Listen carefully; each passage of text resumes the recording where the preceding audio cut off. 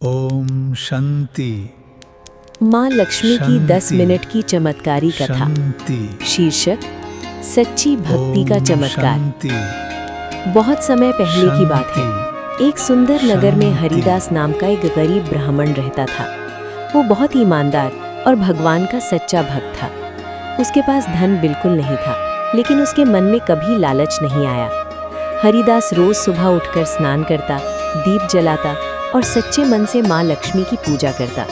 वो हमेशा यही प्रार्थना करता, हे माँ, मुझे धन नहीं चाहिए, बस इतना आशीर्वाद दीजिए कि मैं किसी का बुरा न करूं और भूखा न रहूं। लेकिन उसकी पत्नी गीता अक्सर दुखी रहती थी। वो कहती, हम इतनी पूजा करते हैं, फिर भी हमारे घर में गरीबी क्यों है? हरिदास मुस्कुराकर कहता, माँ लक्ष्मी हमारी परीक्षा ले रही हैं, एक दिन जरूर कृपा करेंगी। एक दिन की घटना। एक दिन गांव में खबर फैली कि नगर के सबसे अमीर सेठ के यहाँ बड़ी पूजा होने वाली है।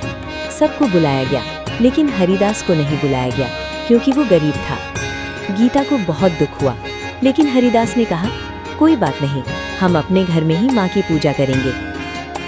उस दिन घर में सिर्फ थोड़ा सा आटा और नमक था। गीता ने किसी तरह एक रोटी बनाई। तभी दरवाजे पर दस्तक हुई। हरिदास ने दरवाजा खोला तो देखा एक वृद्धा स्त्री खड़ी है। वो बहुत थकी और भूखी लग रही थी। वृद्धा बोली, बेटा, मैं बहुत भूखी हूँ, क्या कुछ खाने को मिलेगा? गीता घबरा गई, हमारे पास तो सिर्फ एक ही रोटी है। हरिदास ने बिना सोचे वो रोटी उठाई और उस वृद्धा को दे दी। वृद्धा ने प्रेम से रोटी खाई और बोली, तुम बहुत दयालु हो, तुम्हें इसका फल जरूर मिलेगा। जैसे ही वो वृद्धा जाने लगी, अचानक तेज प्रकाश फैल गया। पूरा घर चमकने लगा। हरिदास और गीता डर गए, लेकिन तभी उस प्रकाश में से एक दिव्य स्वर आया, डरो मत। उन्होंने देखा कि वो वृद्धा अपने असली रूप में प्रकट हुई, स्वयं माँ लक्ष्मी। माँ लक्ष्मी ने कहा, हरिदास, तुमने बिना किसी स्वार्थ के अपना सब कुछ दान कर दिया, यही सच्ची भक्ति है।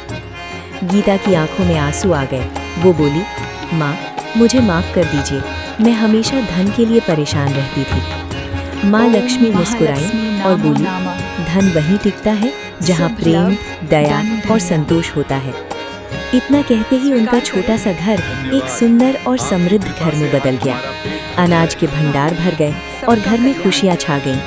लेकिन हरिदास ने माँ से कहा, माँ, हमें इतना ही दीजिए कि हम दूसरों की मदद कर सकें। माँ लक्ष्मी और भी प्रसन्न हुई और बोली, तुम्हारे घर में हमेशा सुख, शांति और समृद्धि बनी रहेगी। कहानी का मोड़। कुछ दिनों बाद वही अमीर सेठ जिसने हरिदास को बुलाया नहीं था, उसका सारा धन अचानक नष्ट हो गया। वो परेशान होकर हरिदास के पास आया और बोला, मुझे समझ नहीं आ रहा, मेरा सब कुछ क्यों चला गया?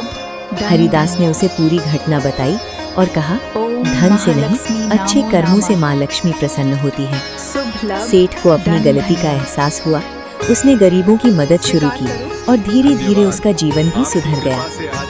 कहानी से सीख, सच्ची भक्ति और दया सबसे बड़ा धन है। लालच और घमंड से माँ लक्ष्मी दूर हो जाती है। जो दूसरों की मदद करता है, भगवान उसकी मदद जरूर करते हैं। संतोष में ही असली सुख है। जय माँ लक्ष्मी।